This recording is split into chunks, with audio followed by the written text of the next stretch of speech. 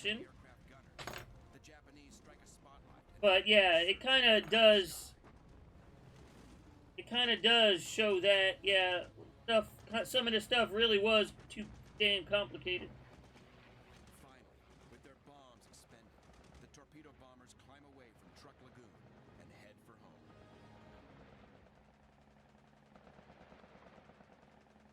When we left there was several ships burning in the harbor there. 2 tankers and 11 freighters are damaged or sinking.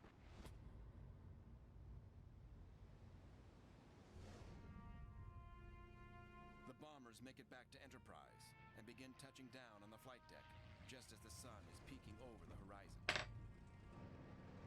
12 Avengers went out, but only 11 returned. What happened to the missing plane is still unknown. Even so, the mission has been a success. Alright, we're getting somewhere. It's the first time that aircraft carrier-based aircraft took off and then used radar to guide themselves into the target area, deliver their ordnance, and then return to the carrier at night.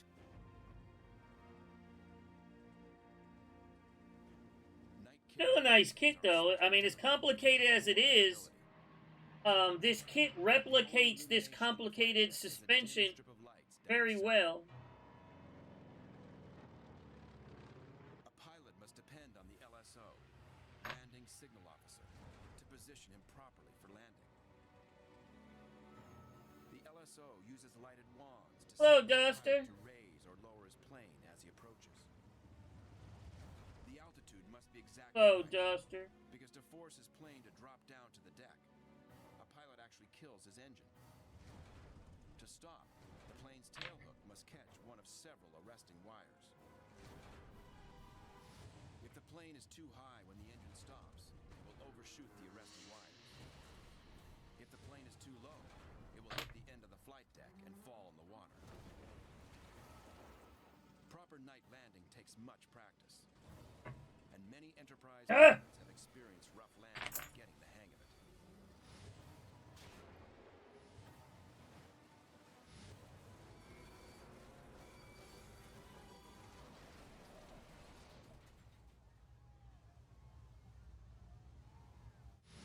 Correct.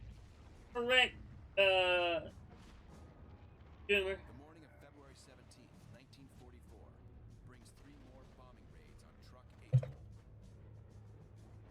Anti-aircraft fire persists, but with only a few enemy ships still limping across the Japanese anchorage, the damage brought by the raids is negligible. At that point, it was even agreed that they were getting to a point of diminishing return. And with the diminishing return situation being what it was, further attacks that were on the schedule for the afternoon of February 17th were canceled. And the Enterprise collected its air group and left the area. For the Americans, it's been a gratifying day and a half. And Truck, for now at least, is no longer a threat to the U.S. Navy. You gotta sand down and then usually clean out the lines again. Enterprise and the rest of the U.S. carrier task. Yeah, we're getting somewhere here now. Marshall Islands to refit, resupply, and press their campaign forward. Yeah, some of the Trumpeter small-scale stuff is pretty decent.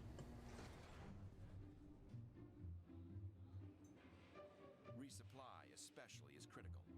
Men can't fight well for long if they're hungry. And feeding the 2,500 men aboard Enterprise means pumping out 7,500 meals a day. That takes a lot of food and a big operation. Enterprise has 3 dining halls, or messes, located on her 3rd deck, just above the engine rooms. Well, it's common in the newer kits in that scale, but yeah, a lot of the older ones, it's not common. But I agree with you. That's it's a decent kit that you got there. On average, preparing and serving food in the kitchens or galleys. The bakery has 10. There are 2 butchers, and 1 man is assigned to the spud locker. Breakfast offerings are eggs, hash browns, hotcakes, bacon, sausage, and toast. Lunches are usually soups, sandwiches, and desserts. vegetables, spaghetti, and garlic toast. Hey, there's nothing wrong with that. Yeah, practice on it. Line for up to an hour to reach the serving line, and get an average of a half an hour to eat on folding tables and benches. Waste food is ground up, mixed with water, and dumped overboard. Grinding and diluting the leftovers prevents leaving a crumb trail for the enemy to follow.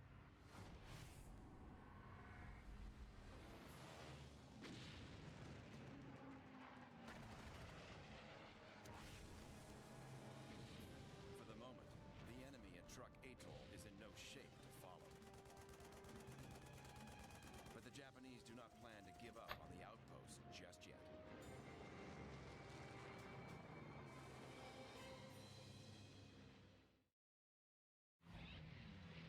Second Battle of Truck Atoll. Come on, Duck. February Keep going here. 1944. Aircraft from USS Enterprise and her sister carriers devastated the most heavily fortified Japanese naval outpost in the Pacific, Truck Atoll. Thousands of tons of shipping sunk. Dozens of bombers destroyed You know on what? the ground. Come on. But just 10 weeks after this hammering of the Japanese outpost, new aerial reconnaissance photos have revealed a worrisome development. The Japanese have repaired much of the damage from the attack and have refortified the atoll as a bomber base. The Japanese must not be allowed an airbase from which they can disrupt the American island hopping efforts. I want Viry to build one of these. I want to see how he goes about it. And in the pre-dawn hours of April 29th, Viry, this is a wonderful kit, Viry. USS Enterprise and her fellow carriers You need are to, I mean, you'll have a great time doing this. to pummel the vexing outpost once again.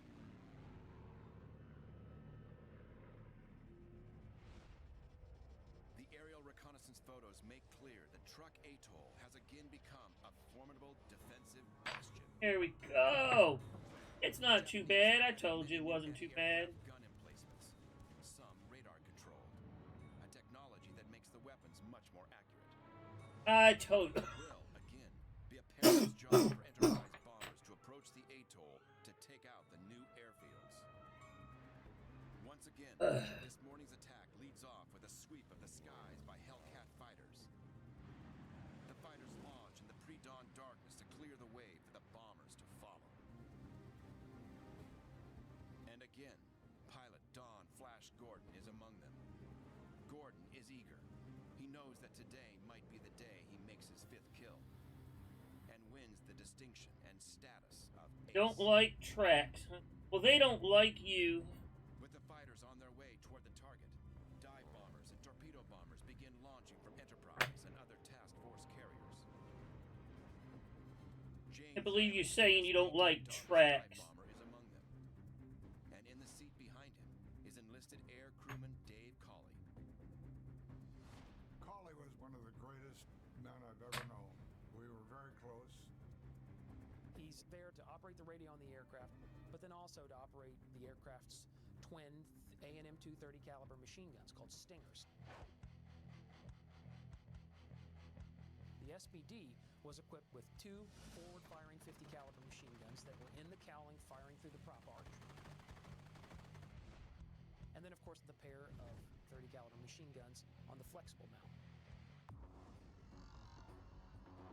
Fired by pressing thumb levers, the dual-mounted Browning A&M 2 30 caliber machine guns can spit out 1,300 rounds per minute each.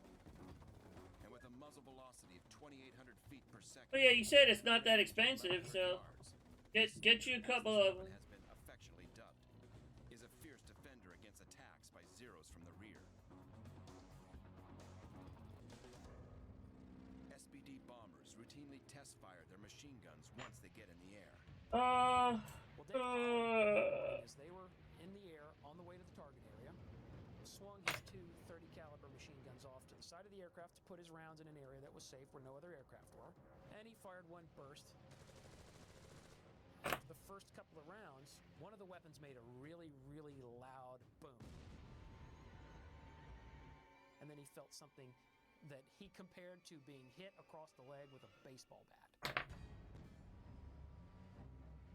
And what had happened was his A&M 230 caliber machine gun had a round that exploded in the breech. When the round exploded in the breech, it stripped the ejector off of the bolt of the weapon, and of course the weapons ejected their spent brass straight downward, so the ejector was mounted on the bottom side of the bolt. It stripped the ejector off with an explosive force that propelled the ejector downward. Oh, and into come his on, Duck. thigh. The metal is lodged next to Collie's thigh bone. He looked down, Almost on one could see that side he was cut. here. He could see that he was bleeding. He knew he was in bad shape, but he didn't even say a single word to Ramage. He didn't want to have the mission canceled. He didn't want to lose the chance to fly the mission.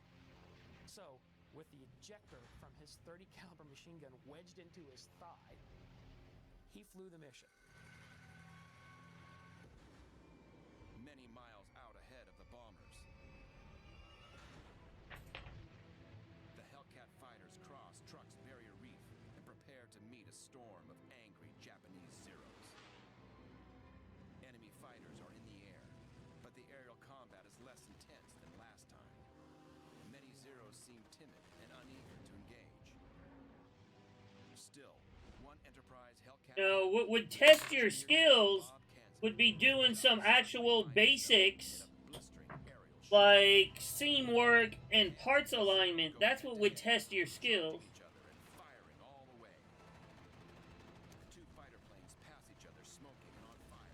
There we go. One side suspension is done. Kanzi drifts toward the water at the south end of the lagoon. Luckily, his survival gear includes an inflatable raft. Hostile waters is the last place a pilot wants to Get the back on. Your first priority, especially in colder waters, is to get out of the water. You're gonna hit the water. You're gonna want to release your coke fittings to get rid of that parachute. Parachute saved your life getting to the water, but once you're in the water, it's your worst enemy because it fills up with water and it becomes a sea anchor. So you need to pull out your shroud line cutter and get away from that parachute, and then you need to physically get yourself into the life raft and out of that water environment. Kanzi does just that. But once he's in the raft, his survival challenge has just begun. He's in the lagoon itself, between the islands and the outer reef. He must pick a direction in which to paddle, and only one makes sense. He knew that he had to go out to sea, not back towards land, which most people would want to go towards land, but that was occupied Japanese territory. He knew his only way that he was going to survive is he had to get as far away from that land as he could, and hopefully be picked up by an American. Oh, we gotta trim this down because it doesn't fit. The downed pilot paddles to the reef. Let's climbs trim over that off. and starts paddling. Oh, look at that. Now it fits. What do you know? Unfortunately, Kanzi must spend the night on the water.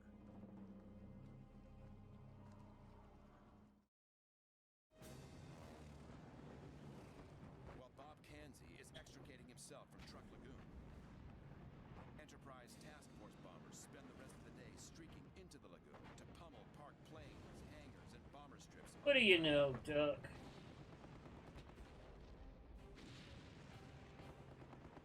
The bombers also pay special attention to anti-aircraft batteries on Moen. Exploding gun Well, emplacements and occasional... now we've got the whole other side. We gotta do this one more time.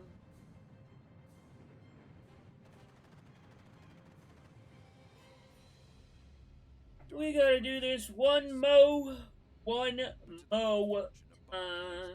The action resumes for a few final bombing runs the next day. April 30th. On the morning of the 30th, strangely, the anti-aircraft fire from Truck seems to have intensified and possibly become more accurate. Flak takes down 3 TBF Avengers from Enterprise.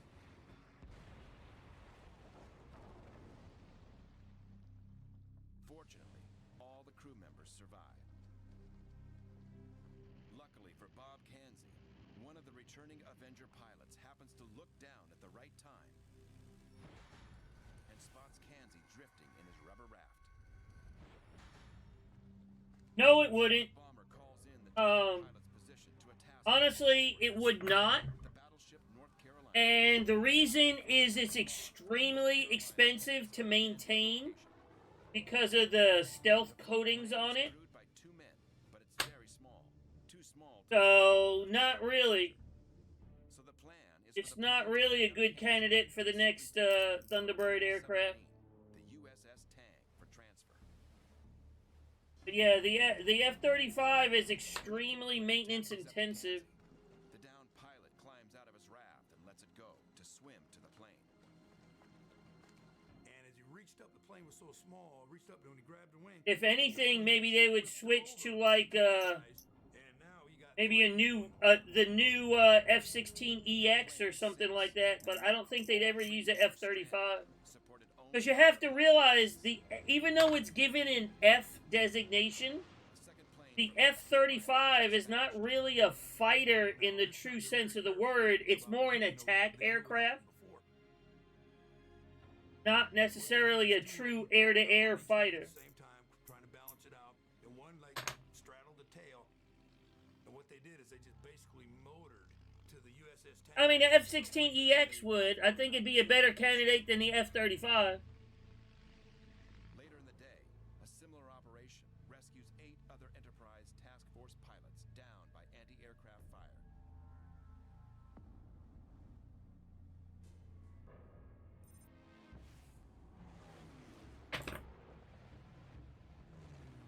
The formidable Japanese hideout has proven to be a paper tiger. The assault on Truck has decimated. But I mean, the F-16 isn't going anywhere, so I don't see why they would switch from the F-16. 3 light cruisers, 4 destroyers, 3 patrol craft, and some 36 merchant ships and auxiliaries. They left a lot of ships there. Did you order those Alouette decals, Viry? The Japanese have also suffered the loss of some 200 You order those yesterday? fighters and bombers. Hundreds of Japanese soldiers, sailors, and air crewmen are dead. And the loss of support facilities and airfield infrastructure is momentous. Enterprise is responsible for 1/3 of the enemy's total loss. American forces, on the other hand, have suffered 1 aircraft carrier damaged, 25 aircraft downed, and 40 air crewmen and sailors killed.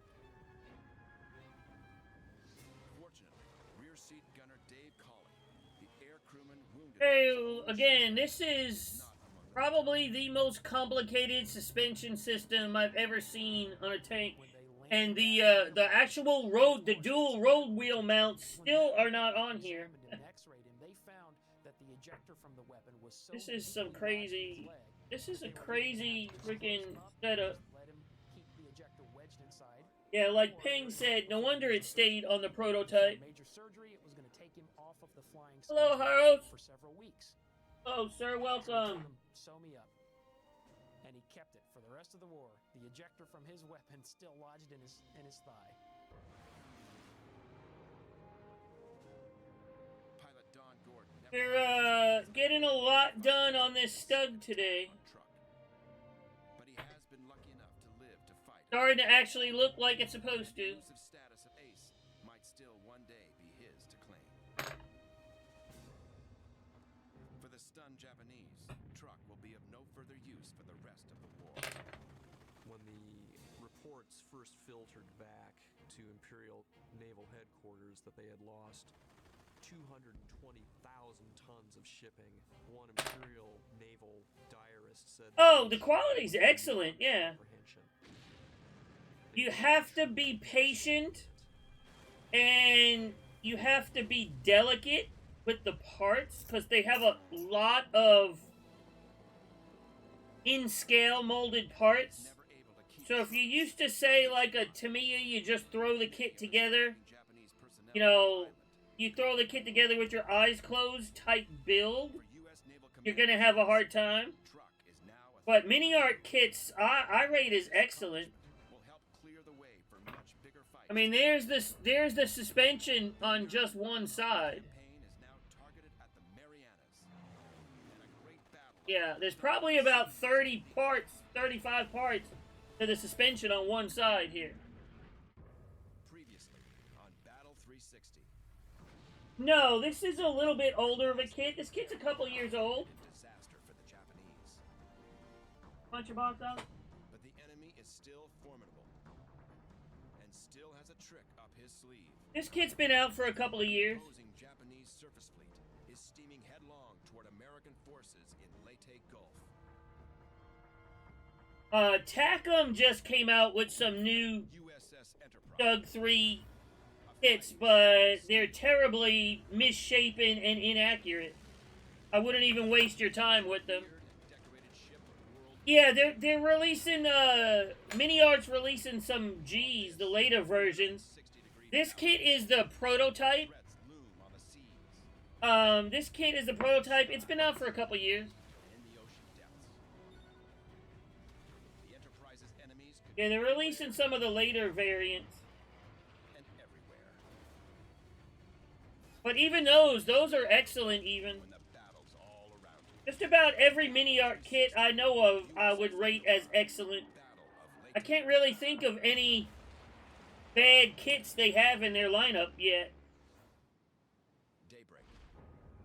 Again, they're not necessarily the quickest or easiest builds out there. But if you have some experience and can take your time, and parts cleanup on them is very important. Oh yeah, definitely. Of course. Yeah. All the Mini Art kits give you individual track links. The old vinyl rubber track links are not even worth, honestly, not even worth using, in my opinion.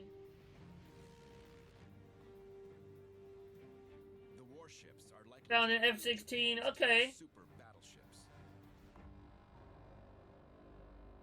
Musashi and Yamato, the biggest in the world. If you're gonna do the Thunderbirds, why don't you just get one that they already use? You can get, if you're gonna do an F-16, you can get F-16 kits that already come with Thunderbirds markings. Why reinvent the wheel, so to speak?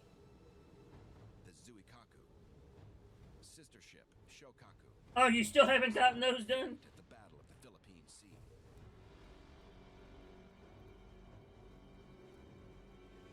Why do you always try to reinvent what's already out there, Duster? Why do you do that? Like, with every kit you build, you're trying to reinvent something that's already out there. Captain's Yeoman from Massachusetts has been aboard since those earliest days.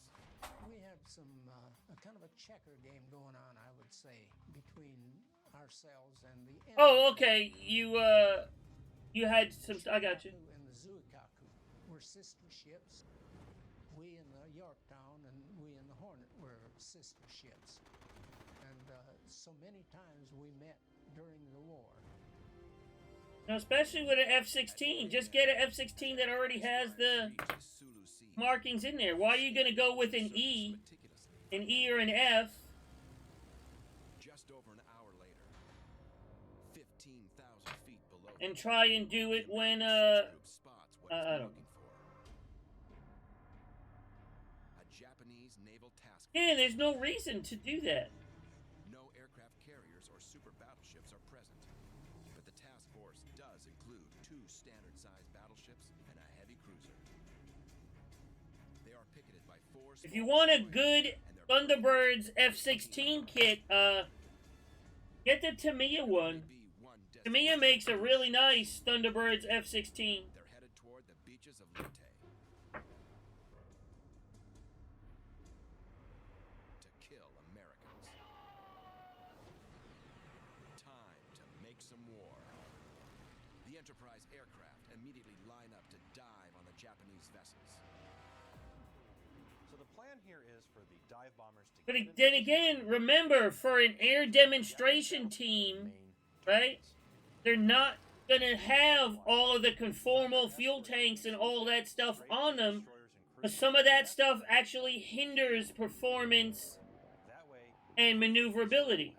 So with the E and the F, you have those conformal tanks and stuff, which probably wouldn't be on an air demonstration team. Got to think about some of the reality and the practicality of some of this stuff you try to do.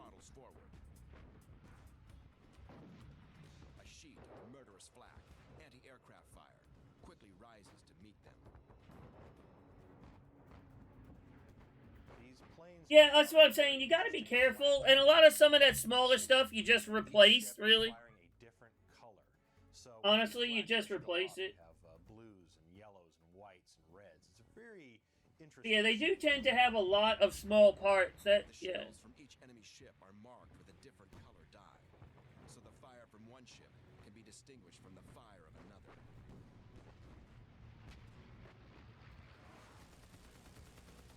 Slicing through the heavy flak, the Hellcats blister the cruiser and destroyers with 50 caliber machine gun fire and 5-inch. Yes, they're fuel tanks, Duster. Seconds behind them, the Enterprise dive bombers. They're fuel tanks, and I guarantee you, if those are full of fuel, they're not going to be able to do all the maneuvers and stuff that the Thunderbirds do. 2,000 feet, the Helldivers release their 500-pound bombs.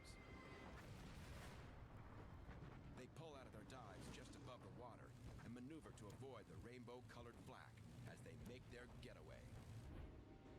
Arthur Kropp is a 19-year-old from Michigan. Could go right down treetop level or as low as we could. Reason for this being anti-aircraft fire would be diminished quickly because you're out of range quicker. The mini arc tram I've never built. I have one. I've never built one yet. Battleships point to the bomber's success. There are several. Oh, he loves any box. It don't matter what box I put here. This battle does. It don't matter what box I put here. He's gonna lay in it. He loves any. If it's a box, he loves it. But the injuries will slow them down. But for Commander Fred Backetus, leader of the Enterprise Hellcats, this has been a battle-ending encounter. Shortly after the attack, he radios that he's losing oil. No, but I actually like mini arc kits. I'd rate them as one of the better companies that are out there. He'll be stranded, alone in enemy waters, and more than 100 miles from land. They're accurate. They're well detailed. The subject matter they do. I like the subject. A lot of the different subject matter that they do. They don't know that a few hundred miles north, a much larger Japanese force that includes the world's biggest battleships is steaming toward the American landing troops at Leyte. Yeah. And the Japanese have a trick up their Yeah, that's an excellent kit too, Enterprise and the Duster. U.S. carriers away from the battle area. That kinetic F-16's a nice kit too. And it just might work. They have a couple of planes, not many. Not many, Viry. They also have a T-47 they just came out with. They're starting to get into planes, The American and but they do not have a lot of plane kits. slugging it out for 3 years.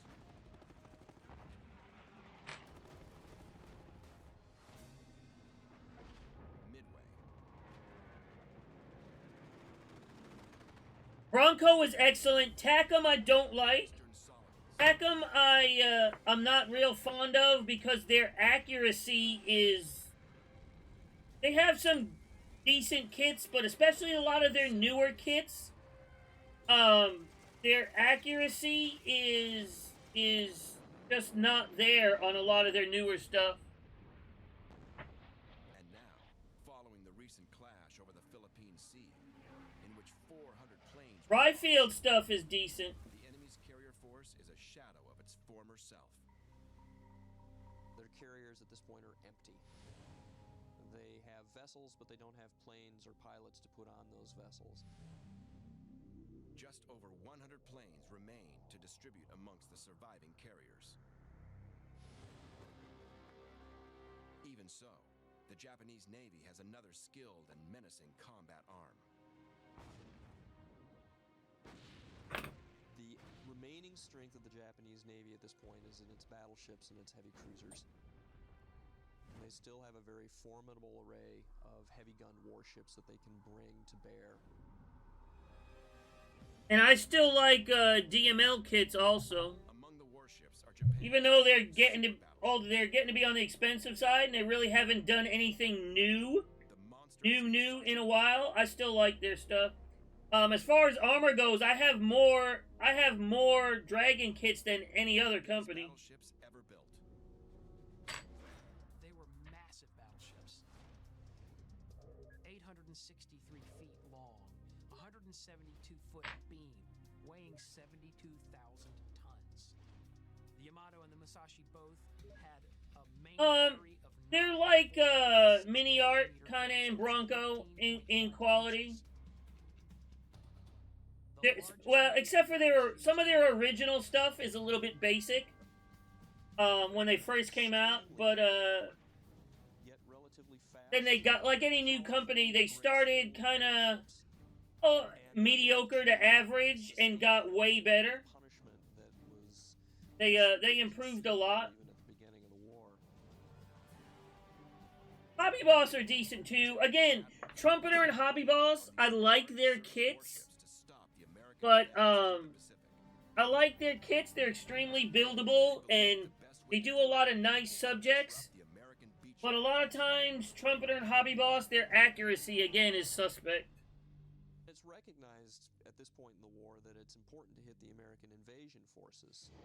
Ukrainian Mini Art, yeah, is a Ukrainian brand, yeah. For the Japanese battleships, for the first time, is not their American opposite numbers, but is rather the beachhead itself and the transports and the logistical apparatus that are supporting this invasion. On the opposite side of the equation, the American carrier forces are holding their own, so far. They still have plenty of carriers and aircraft. U.S. admirals also have battleships and cruisers at I mean, every company out there has bad kits. There's no company out there that everything is perfect, you know? At this point in the war, to finally target the Philippines.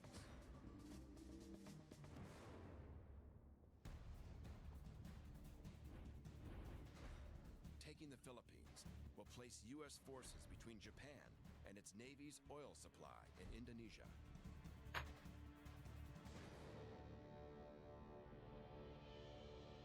Yeah, that's a nice scheme on that comes with that kit, Duster. Will be hotly contested. Japanese occupiers will defend this crucial ground to the death.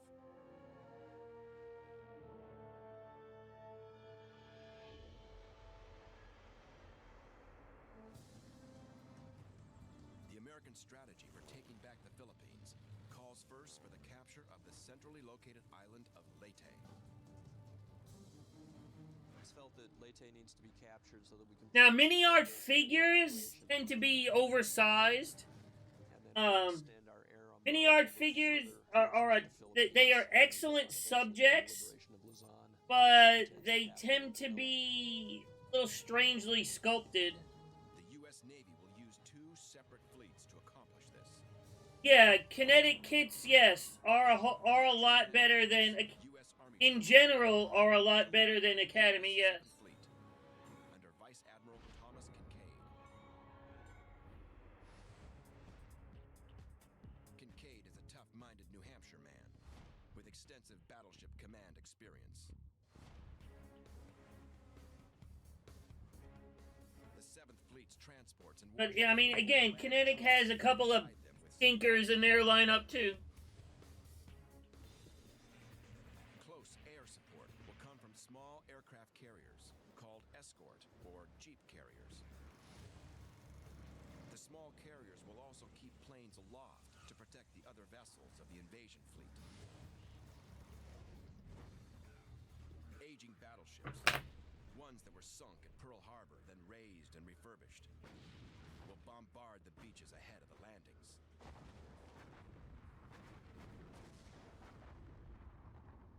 The other fleet in this operation is the U.S. 3rd Fleet under the command of William F. Halsey. Now, Admiral Bull Halsey is sort of this patron figure with U.S. carriers and U.S. carrier aviation. It was Halsey that had led Enterprise's task force into all of those early campaigns in the first months of World War II. Halsey's 3rd Fleet includes the now legendary Enterprise, along with 17 other large, fast carriers. Halsey's Third Fleet will remain farther out at sea to provide additional cover. Getting there with the other second side. If the Japanese fleet shows itself, the famous carrier admiral will attempt to pummel it before it gets a chance to disrupt the Philippine land. Supposed to be working on the F-105 right now. Oh well. But the Japanese have devised a strategy for countering Halsey's presence. Executed properly, they believe their plan will crush the Americans in Leyte Gulf. In the wake of their massive defeat in the Marianas, Oh well. the battle known as the Turkey Shoot, the Japanese fleet is I agree. spread out. I agree with you, Haro. The main carrier fleet is refurbishing back. And again, this is what I got the new paints to paint this with. Hundreds of naval aviators and warplanes in the battle. One of the sets of colors, one of the colors I got, some of the colors I got is the fleet carriers are back in the fire scale, the new paints to paint this with to really. This will be like the real first full kit being painted with these. A number of their warships are at this point sequestered in places near Singapore because there's oil there, and they need oil to operate. But Japanese admirals plan to use these circumstances to their advantage. While their empty carrier force can't accomplish much as a I agree with you. This is better than an F-105. I 100% agree. The Japanese will use the carrier force as a decoy.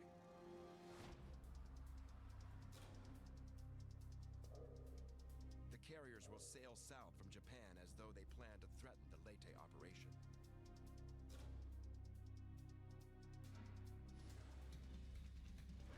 The hope is that Admiral Halsey, always eager to sink Japanese carriers, will steam north. It'd be a good thing to try on, Duster.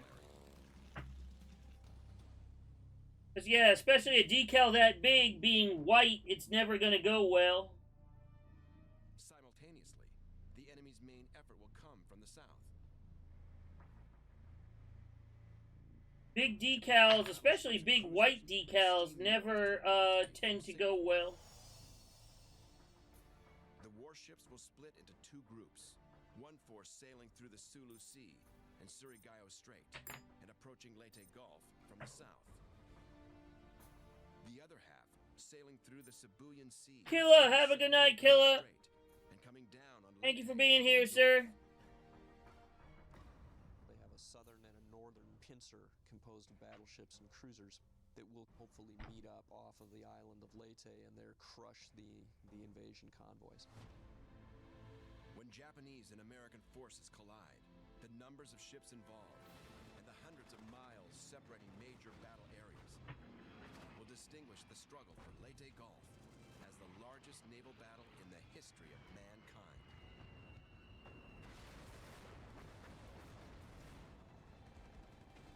Need to rework what? Oh, your workstation. Well, what's stopping you? Now, on the morning of October 24th, Get on it. 1944, You don't need to. You have time to eat, right? for 4 days. Have time to eat. You have time to sleep. You got time to fix your workstation. Resistance from Japanese ground forces on Leyte has been minimal, due in large part to bombardment by 7th Fleet battleships. 25-year-old Oregonian Ken. Oh well, that's different. What do you want to get for it? Every time there was a new operation, you'd soften them up for a while with bombings, and then you'd hit them. And they softened that up for a long time. So when they landed at Leyte, I don't think it was too much interference or too much opposition. Yeah, like in the trash can. Leyte to stop them. And be a real modeler.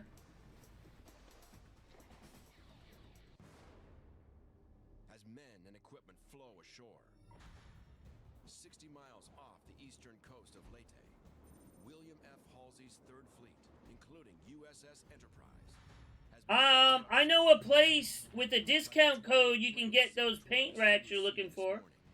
to keep an eye out Fire Scale has the Hobby Zone Richard Hart, also organizers.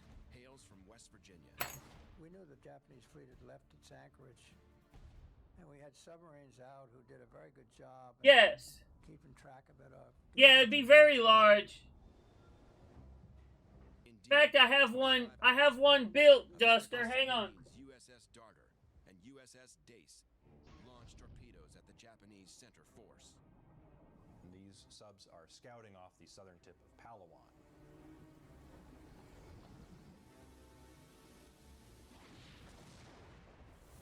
And they managed to actually hit and sink 2 heavy cruisers.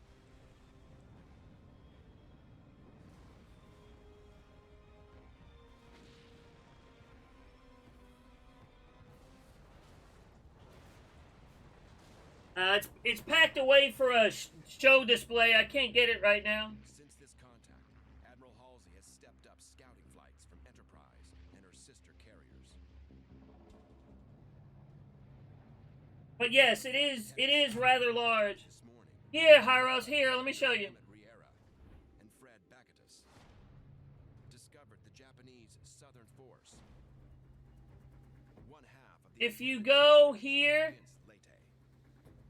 you go to menu, right? The southern force is under go down to products.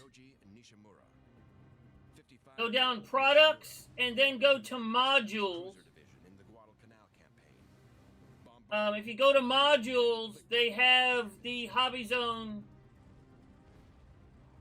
some of the Hobby Zone stuff.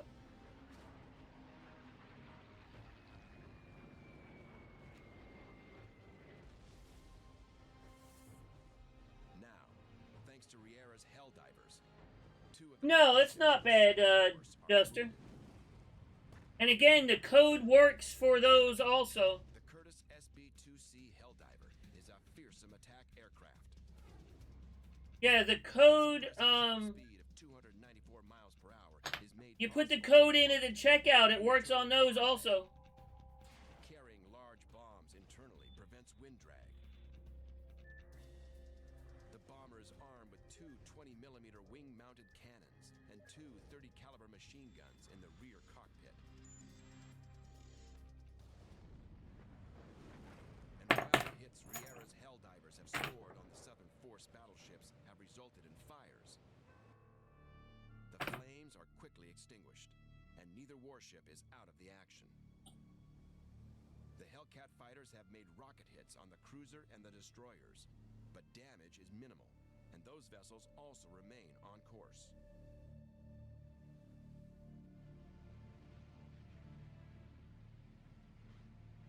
Commander Fred Bakatus' Hellcat, on the other hand, has become a casualty. So, we're getting there. And shortly after radioing that he's losing oil and that he's ditching, his plane tears into the water.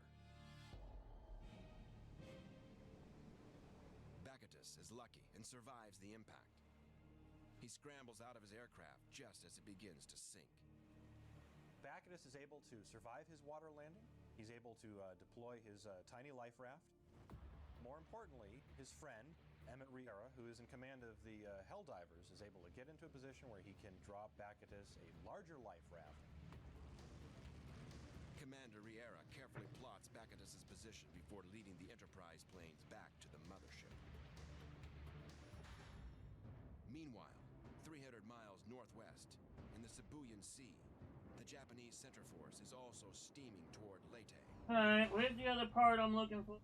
This force comprises 5 battleships, 7 heavy cruisers, 1 light cruiser, and 13 destroyers. And it's with this attack fleet that the monster battleships Yamato and Musashi are present. There is the part. Both vessels pack 18.1-inch guns and are designed to sustain a staggering level of punishment. These ships represent the heart of the enemy's main effort.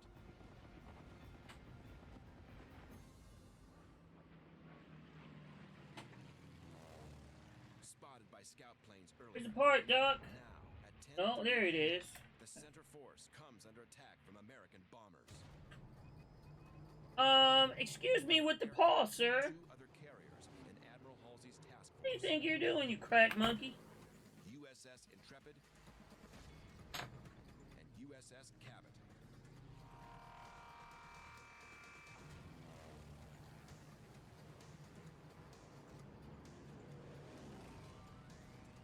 This cat sometimes. Hi,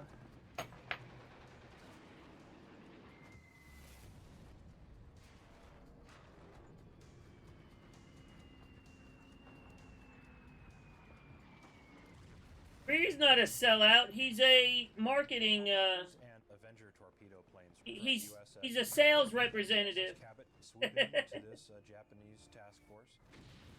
They score hits on a cruiser and 3 battles. I'm the sellout. I'm the one that gets money from when you use the code. Well, not you know. I'm the one that gets benefits from when you use the code, not Viry. So I guess I'm the sellout. Absorb the hits in stride and maintain speed.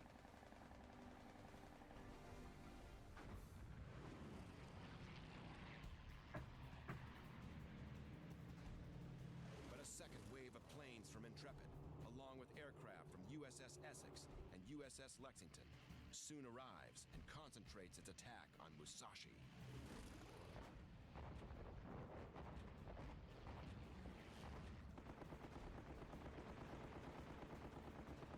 The gutsy pilots brave a sky torn with flak. Like I said, when you go, the code saves you 10%. So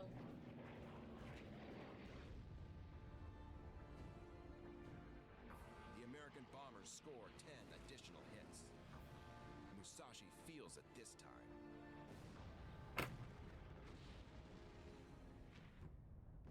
They get bomb hits and torpedo hits on the Musashi that weaken it and slow it down. When the smoke clears, Musashi is listing to port and struggling to make 15 knots.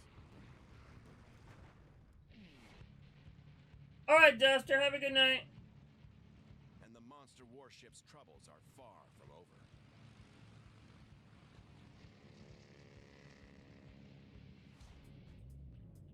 A few hours later, in mid-afternoon, USS Enterprise pilots get a crack at her.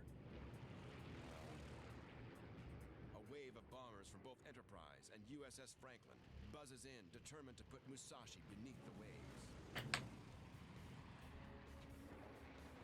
As our dive bomber and torpedo bomber pilots came in, they could see the fattest target they had ever seen, and they wanted to take her down.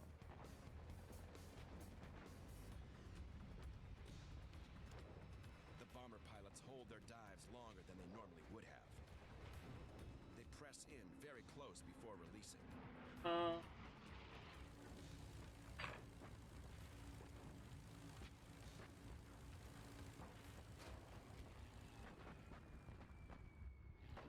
Come on.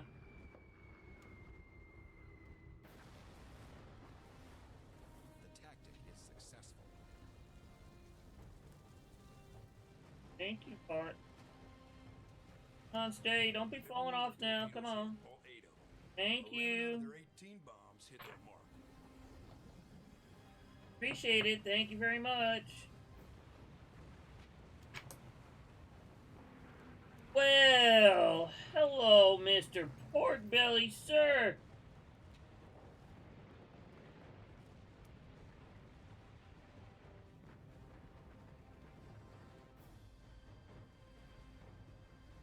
As both squadrons turn and pull away, the Musashi is stopped, down by the head, and burning.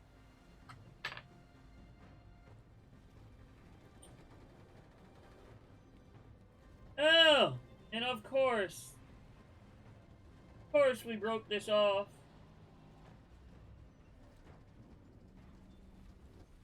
So the Enterprise Air Group participates in the final destruction of one of the 2 most powerful battleships in the entire world.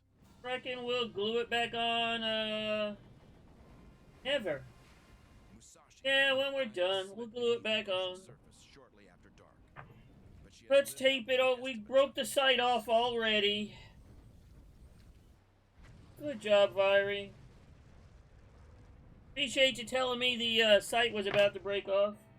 The Americans were absolutely astounded at the amount of damage that she took before she finally rolled over and sank. The tenacious attacks by American aircraft rattle the Japanese commander, Vice Admiral Takeo Kurita, and he turns his fleet around, if only You up to temporarily. today, Pork Belly? He's been so heavily engaged by wave after wave of American bombers, he attempts to withdraw beyond the range of the U.S. carriers. To the Americans, it looks as if that force has been beaten off and is going to be retreating. It leads Admiral Halsey, commanding the 3rd U.S. Fleet, to the conclusion that Kurita has disengaged and is leaving the battle area. Admiral Halsey believes he is now free to turn the attention of his carrier force elsewhere. But the Admiral's shift of focus is premature. During the later afternoon, Admiral Kurita then brings his forces about again, and under cover of darkness, brings those forces through. Got surprisingly higher viewer numbers today than I expected. But well before the center force reverses course for the second time, scout planes notify Admiral Halsey that Japanese aircraft carriers are approaching from the north. They're headed south toward the Philippines from mainland Japan. The Admiral doesn't know the enemy carriers represent, literally, an empty threat. He doesn't know they're acting as a decoy, meant to pull him away from the main fight. Admiral William Halsey, whose personal motto is hit hard, hit fast, hit often, takes the bait. Yeah, probably because nobody else is streaming, so everybody's like, yeah, I guess I gotta watch that, dumbass. Ain't nobody else on, let me just throw this on here. That Halsey would like to eliminate every. No, I'm like the last resort stream, you know? And so that makes sense, but he headed north, trying to eliminate the Jap fleet. 21-year-old fellow crewman Pedro Sandoval. I don't know why anybody would want to watch. I never understand why anybody would actually want to watch me. Unprotected. You guys all, everybody watching's probably got a mental issue, that's why they're watching. Japanese center force will eventually take to Leyte Gulf, unguarded. No worries, Hyros, I appreciate you coming in. 7th Fleet. Yeah, nobody else is streaming, so I'm like the last resort. Yeah, I guess I'll throw Duck on for something while I go to sleep. You know, that kind of thing. 24th, 1944, 10:30 p.m.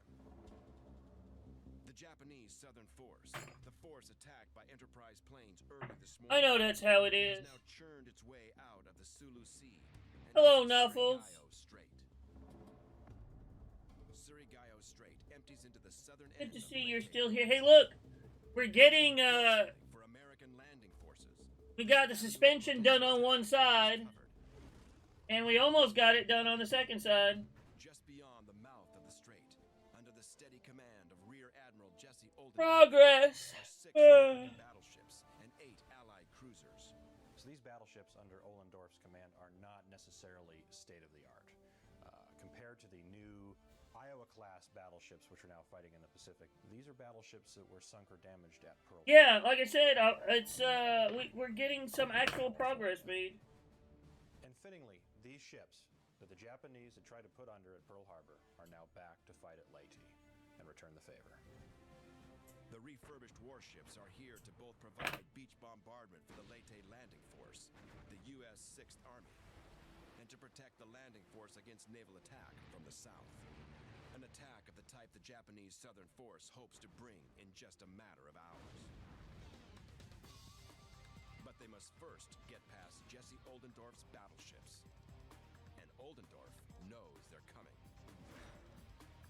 The Admiral gets an early warning of the enemy's approach.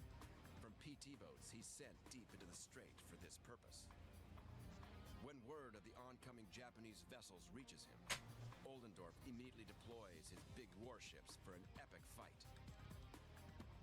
So Ohlendorf arrays his battleships into a battle line. Yeah, we're And still he's going to execute a still going very on with this, fast Knuckles. maneuver called crossing the T. The column of enemy ships are going to be intersected by his warships. This way, all of the battleships under Ohlendorf's command will be able to fire full broadsides, concentrate their fire on this single column of ships. It's an ideal defensive position. At 3:30 7:51 a.m.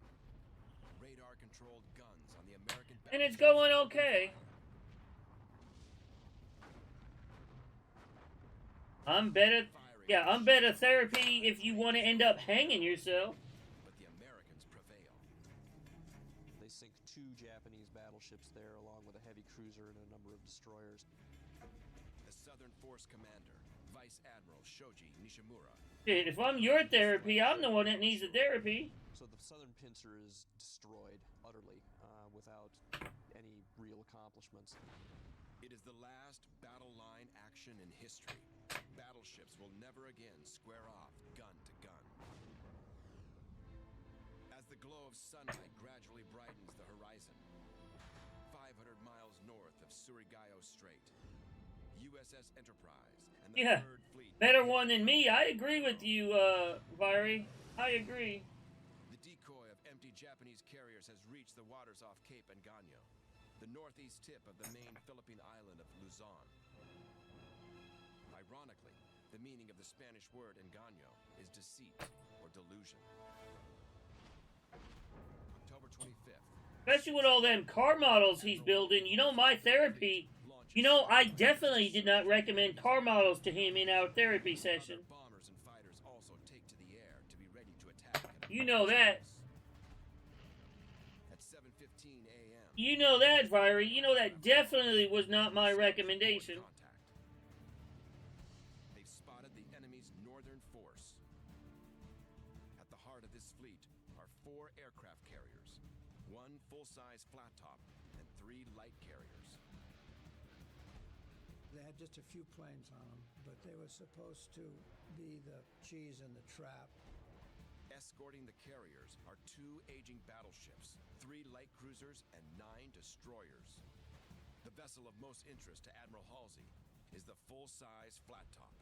It's the Zuikaku, the sole remaining carrier from the Pearl Harbor Strike Force. Zuikaku and her sister ship Shokaku were the 2 carriers that he most wanted to sink. Shokaku, of course, had been destroyed at Philippine Sea. The Third Fleet bombers waste no time commencing the attack. Wave after wave of American fighters and bombers pour lead and explosives into the Japanese carrier force.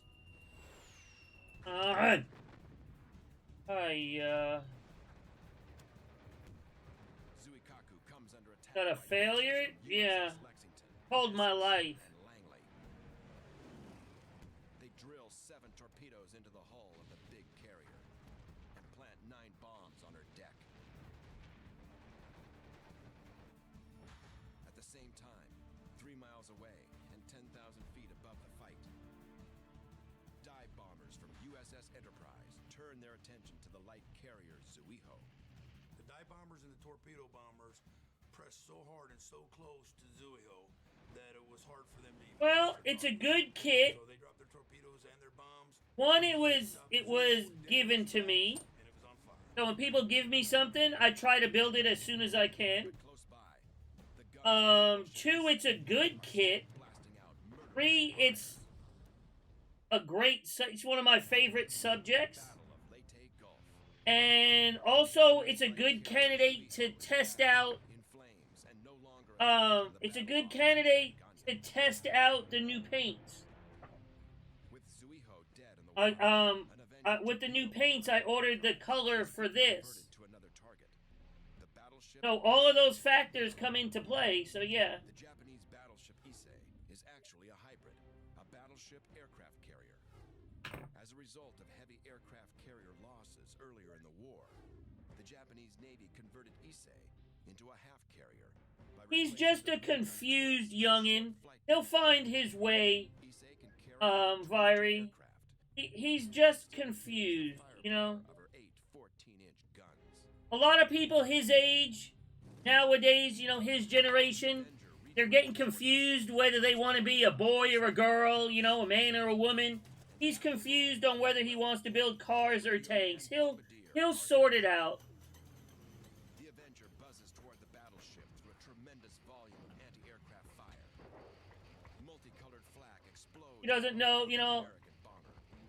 the pronouns he's going to end up using. He's still trying to figure out whether it's auto or military. And Arthur He's still trying to figure out those pronouns. Calling the range to the target. But one of the explosions is a little too close for comfort. We took a hit under our tail. So at least he doesn't have, like I said, the other problems that his generation usually has, right? Is having right now. I thought, boy, I got hit for sure. I felt something trickling down the back of my neck. I said, uh-oh. Still, the determined crew keeps their focus on the mission. I kept calling the range for So him. let's give him credit there. You know what I mean? And I watched our torpedo hit good. As the Avenger pulls away, Arthur Kropp gets a chance to check his wound. As it turned out, all it was is some bilge water that sort of trickled down, so I was okay. Didn't get hit. It must have been a big shell went under us, whatever it was. And a piece of shrapnel probably busted out the window. That's all I can say. I mean, cars versus tanks is the same as boys versus girls. The tanks are if you want to be a boy. The car is if you want to be a girl. Mike slowed down, almost stall speed, went right over the top of that carrier. And the Japanese were shaking their swords at us and their fists and that. And for whatever reason, I don't know, I just gave them the finger as I went by. The Zuikaku has been responsible for the deaths of many Americans, and U.S. bomber crews in the battle off Cape Engano are ecstatic to finally see it listing, minutes away from disappearing beneath the waves. The original Pearl Harbor Strike Force has now been utterly Hold on there, Pearl what? Harbor has been avenged. But the satisfaction of seeing Zuikaku meet its end is suddenly tempered by word of a potential calamity back in Leyte Gulf. We're mixing it up with the carriers when we said There we go. that the center group had Me? come back. Rich, I don't even have an imagination. We've established this fact. I do not even have an imagination. I don't know what you're talking about, Knuffles. The American landing forces in Leyte Gulf have been caught completely off guard. Vice Admiral Takeo Kurita's center force. The force Halsey thought was retreating, in fact turned around, sailed all night through the San Bernardino Strait, entered the Philippine Sea, and steamed south toward Leyte Gulf early this morning. With Halsey's Third Fleet well north sinking carriers, Kurita reached the Gulf unopposed and is now bearing down on the American landing forces. There are no American battleships in this part of the Gulf. The only American vessels present are several small escort or jeep carriers, along with the destroyers that escort them. Rich in the imagination. Hiya. Displacing 7,800 tons. A typical escort carrier is 512 feet in length and 65 feet in width. With a speed of 19 knots, the vessel can transport up to 28 aircraft. Crew size is typically 860 men, and most escort carriers defend themselves against air attack with 5-inch guns.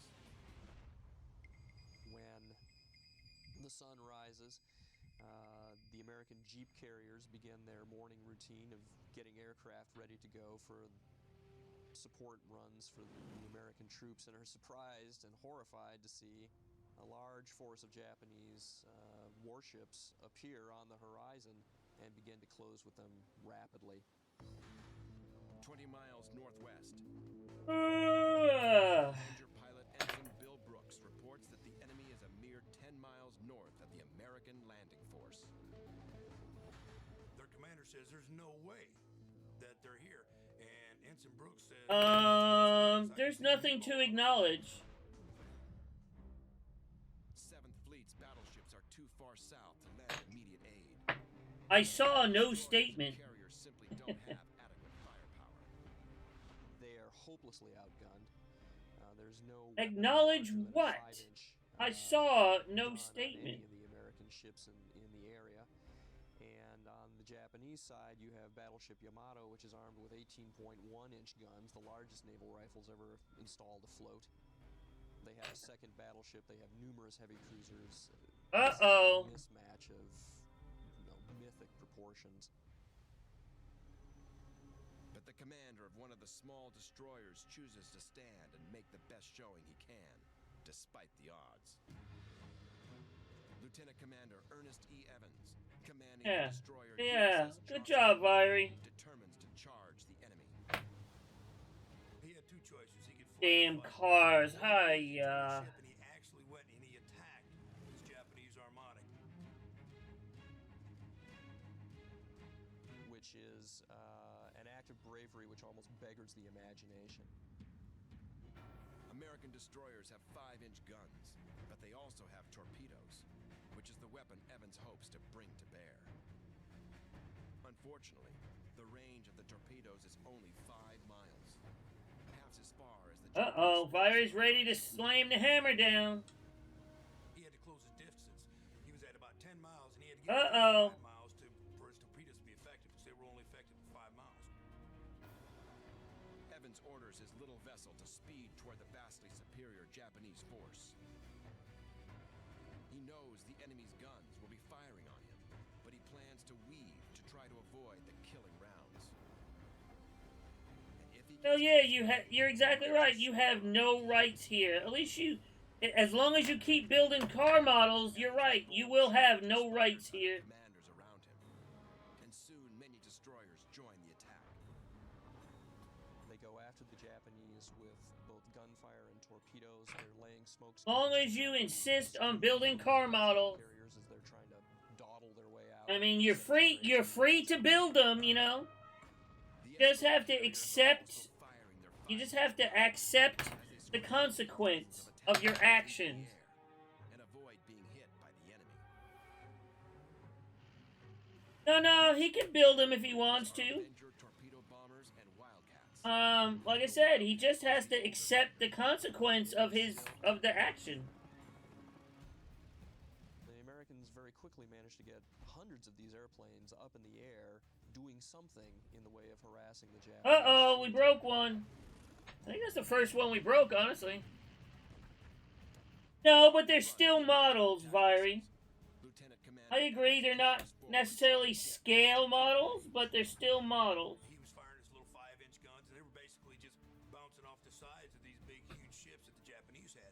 But he was aiming for the bridge, and he was aiming for the decks, and so forth. He'd be better off building those than cars. Evans unleashes a torpedo at the Japanese heavy cruiser Kumano. Yeah, he'd be better off building a Gundam than building some cars. Through the sea, and minutes later,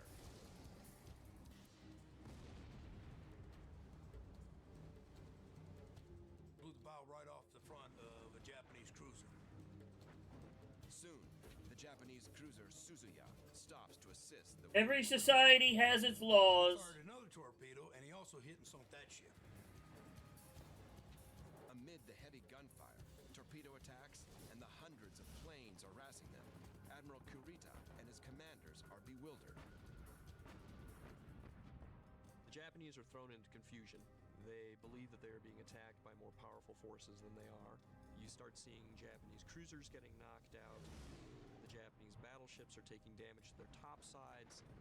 It makes it very difficult for the Japanese to fight a coherent action against the Americans. They're constantly maneuvering to avoid air attacks, which in turn makes it difficult to direct the gunfire against the American jeep carriers. Like a bear under attack by a swarm of bees, the Japanese center force falters. All right, Hayes, you show up in a car, and I'll show up in a tank in dress blues, and we'll see where the women flock to. They're increasingly harassed by American air power, and eventually, We'll see. We'll see if the women go towards the Marine or towards the fat bald guy with a car. They could have sunk every Where do you think's gonna happen? Somehow the admiral there gave orders, turn around, they headed for home. which is a stunning reversal. I don't care what kind of car you show up in. I'll let you pick the car. Unfortunately, Lieutenant Commander And I'll show up in a tank. the bold instigator of the American charge, doesn't survive the battle. Before the center force withdraws, Japanese destroyers close in on Evans's vessel and riddle it with gunfire. USS Johnston sinks, and Lieutenant Commander... Because we do have the best military uniform ever designed, so... The Battle of Leyte Gulf has ended in utter disaster for the Japanese Navy. The Japanese lost... No other military uniform even comes close. 3 battleships, 10 cruisers, 11 destroyers, and nearly 14,000 sailors and air crewmen. American losses, by contrast, are relatively light. 1 light aircraft carrier, 2 escort carriers, 2 destroyers, 2 destroyer escorts, and 1,500 sailors and air crewmen. German uniforms didn't come close, no. This really marks the final demise of the Japanese Navy, and they'll never really be able to do anything. I've showed you this picture of me, right? From the 90s. I think this is from like 90, 96, maybe, 97. I've showed you this, I think. The U.S. Navy has now eclipsed the force that started a mode of warfare. From like 96, 97, maybe. Recognized before December 7th, 1941. No one knew how carriers were supposed to operate. Pearl Harbor really was the initial battle that sort of announced the beginning of the carrier age warfare. Leyte is the battle that announces that there's only one Navy in the world that is really capable of doing that sort of warfare, and it's the U.S. Navy. The Battle of Leyte Gulf has another preeminent distinction. It is the largest naval confrontation in the history of mankind. A naval battle beyond comprehension in terms of its overall scale and size. And right The German, have you ever seen, actually, the German dress uniforms from World War II? that ship, which early in the war was there to hold the line against the Japanese. The same ship that, for a while, was the only aircraft carrier we had in the Pacific. USS Enterprise is the only American carrier to have engaged all 3 of the Japanese attack forces. And for one Enterprise pilot, the struggle at Leyte lasts a few days longer than it does for his fellow flyers. Commander Fred Backetus, the Enterprise Hellcat pilot shot down in the Sulu Sea on the morning of the 24th, remains adrift